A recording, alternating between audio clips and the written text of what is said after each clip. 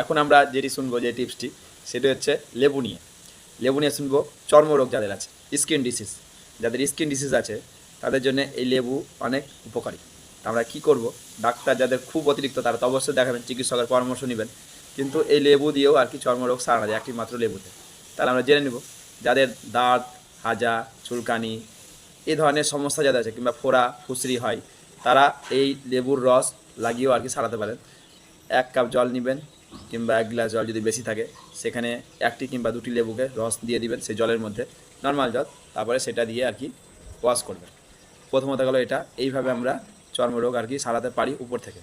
দ্বিতীয়ত হলো দৈনন্দিন লাগাতার আপনি যদি খালি পেটে হালকা উষ্ণ গরম জলে, কিংবা যারা উষ্ণ গরম জল খেতে পারেন না তারা নর্মাল জলে যদি একটা গোটা লেবু চেপে খালি পেটে যদি সকাল এবং সন্ধ্যায় 1 গ্লাস করে জল খেতে পারেন, লেবু দেওয়া জল, তবে আপনার চর্মরোগের যে ডিসিজ আছে কিংবা যে সমস্যা ধীরে ধীরে দেখবেন নির্মূল হয়ে যাবে। তবে লাগাতার দীর্ঘদিন কিছুদিন খেতে হবে, কারণ লাগাতার যদি না খান তাহলে তার লাভ পাবেন না। এমন তো না যে একদিন দুদিনে খেয়ে হয়ে যাবে, কিন্তু কিছুদিন ধরে যদি খান দেখবেন এক চমৎকার লাভ পাবেন একমাত্র এই লেবুতে।